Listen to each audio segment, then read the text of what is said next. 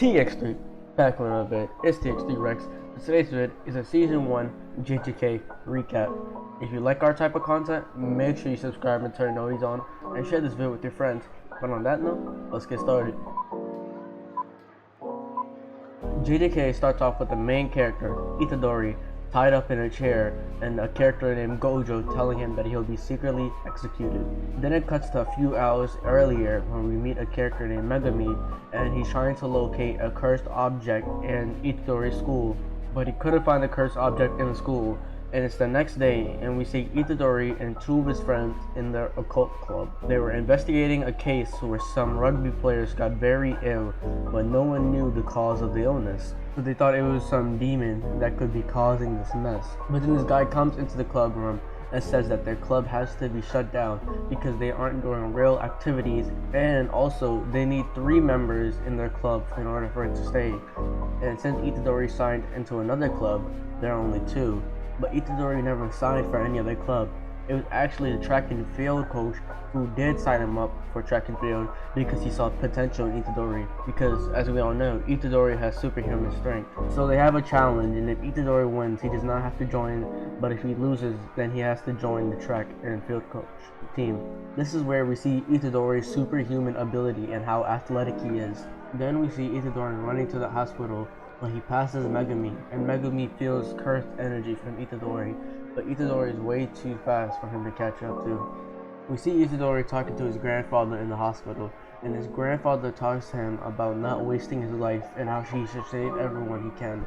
And a few minutes later, his grandfather dies. So once it turns night, Megami approaches Itadori and asks him if he has seen a cursed object that looks like a finger. Itadori says he gave it to his friends and that they are going to open it in the school. Megami tells him that this is dangerous because the cursed object attracts other demons and attacks whoever has it because it can give them power from the strongest demon named Sukuna. Then we see the 2 friends at the school opening the wrap around the finger.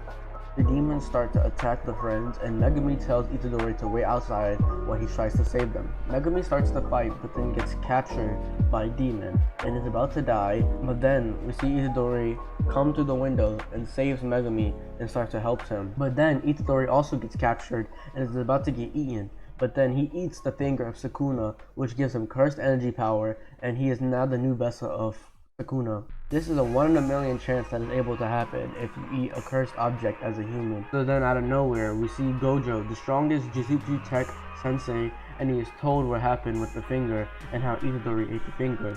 So he tells Itadori to let Sukuna take control of his body for 10 seconds because he wants to fight him. And after the 10 seconds is over, we see how Itadori is able to switch between him and Sukuna. So then Gojo puts Itadori to sleep, and when he wakes up, he's in a room and is told he's going to be executed. But not right now. Gojo was able to convince the higher ups that they should keep Itadori and that he could help them get all the other cursed objects, so Itadori agrees to this and complies with them. So Gojo tells him he has to transfer to the Jujutsu Tech school where he will be trained. He gets accepted into the school and gets settled into his new dorm. So after he settles in, they have to go pick up the other first year who also transferred to the school, and in total there are 3 first years. They go to the train station and meet the other first year called Nobara. Once they meet her, they already go on a mission where they have to kill a curse in a building. But Gojo only sent Itadori and Nobara because he wants to test if they're strong enough for the job. Once they go in, they see the cursed spirit having a little boy as a hostage, but Itadori and Nobara were easily able to defeat them, and we see their real strength. In the next episode, they are sent to this building where many of the workers started to die in mysterious ways, and the higher ups believes that there's a special grade in there which is the highest rank for a demon. They usually send higher skill fighters to go kill these demons, but since they were short-handed, they needed to send the first year. Once they go in, they start to search around the place, and out of nowhere, the special grade appears and takes off Itadori's arm. Itadori tells Megami to run away while he fights the demon, and while this is happening, Nobara gets separated from the other 2 and gets put in a room with these faces which she has to destroy. Megami tells Itadori that once he gives a signal, he should let Sukuna take control and kill the special grade, which is exactly what happens, and Itadori gives control to Sukuna. Sukuna wanted to do something that would make Itadori mad, but since the special grade tried to attack him, he killed the special grade that was there. We are able to see the true power of Sukuna and truly how strong it is. but that wasn't his full power, because his full power comes when he has all 20 of his fingers. And if you didn't know, the 20 fingers are the cursed objects that Itadori has to eat, which gives him more strength. So while Sukuna was waiting for Itadori to switch back, he realizes that Itadori can't switch back and Sukuna has full control now. So Sukuna goes outside and finds Megumi. Once he finds Megumi, he rips out Itadori's heart, so if he's able to switch back, he'll automatically die because he has no heart. Megumi and Sukuna have an intense fight, and at one point Itadori is able to switch back again, but was only alive for 10 seconds because since Sukuna took out his heart, he didn't have a heart and it killed him.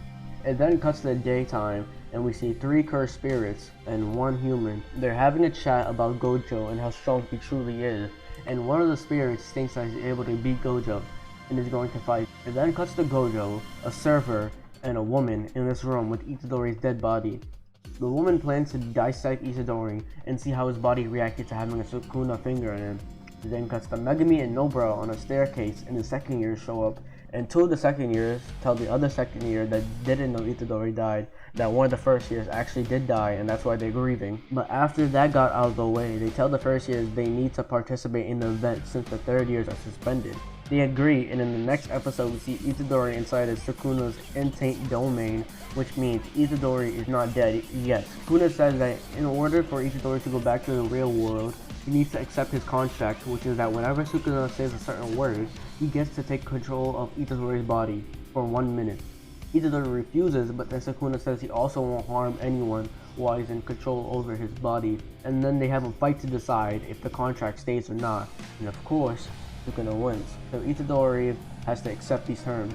So Itadori comes back to life, and only 3 people know he's alive, and Gojo tends to keep it that way because he wants Itadori to get stronger without anyone targeting him and wants to reveal him by the time of the event. So since the event is about to come, the second and the other 2 first years start to train. Since they're training, Itadori has to train as well.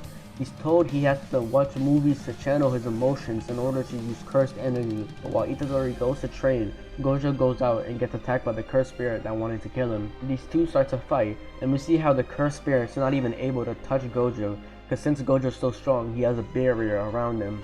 So Gojo sees this as an opportunity and quickly gets Itadori so he can watch the fight and learn. So once he brings Itadori, the lava spirit puts them in a domain expansion. So Gojo makes his own domain expansion, which is way better than the lava guy's, and then breaks the lava guy's domain expansion and severs his head off. But then the lava guy is taken and saved by another cursed spirit. We then see Megumi and Nobara getting approached by the other 2 students from the other school that they're going to fight in the event. They start to attack them, but then the second years from Jujutsu Tech come and save Nobara and Megumi. And then, after all that, we see this kid named Junpei. Junpei is a kid at a school that he gets bullied a lot, and afterwards he goes to a movie theater and sees the bullies at the movie. But then a strange man appears and kills the 3 bullies. After the movie is over, he sees what the man did and chases after him. He asks him if he could also do that type of stuff, and the cursed spirit takes him to train him. The cursed spirit says that he has the ability to morph anyone's soul, which can change their body and their appearance.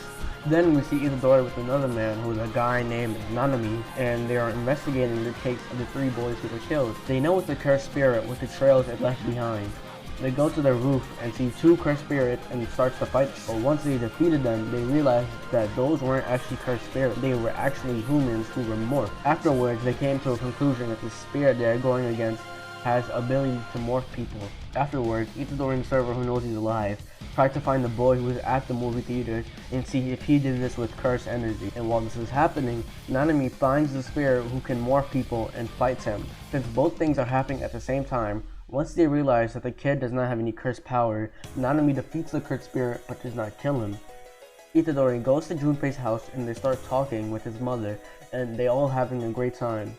But then, at that same night, a demon appears and kills Junpei's mother. This upsets Junpei so much that he asks for power from the Soul Morpher and goes to attack his school.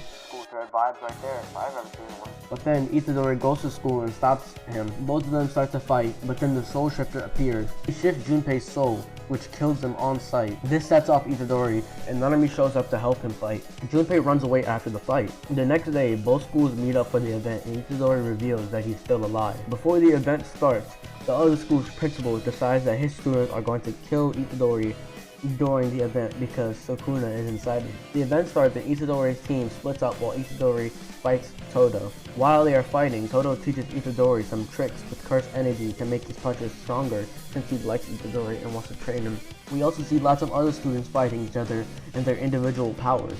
But then the guy who can control someone's soul appeared with someone else. They make a barrier around the place that denies access to Gojo from entering, and another demon attacks Megumi and the two other students. This same demon then attacks Itadori and Todo. Todo starts to use his teleportation technique with Itadori to defeat the demon, but then Gojo was able to break the border and help the other students. He uses a special technique on the demon Itadori was fighting, and all the other demons run away. After the event is over, Itadori, Megumi, and Hanabi are sent on a mission to go find some demons near a bridge. Once they get there, they meet two demons that have to fight, but the two demons keep mentioning on one other demon, which means that all three of them are brothers. They are able to defeat them, and we see the other brother finding out that his brother has died. That's the end of the anime, but we get introduced to another supposed strong demon, which we don't know what his powers are. But that's it for the video. That was the full recap of Season 1 of JJK. I tried to mention every detail. I might have missed a few, like the baseball event that happened, but that really wasn't important to the story. But yeah, that's it for the video. Make sure to comment, share, like, subscribe, and turn on post noties. We're about to hit 100 subs, so come help us out. On that note, TX3, we out.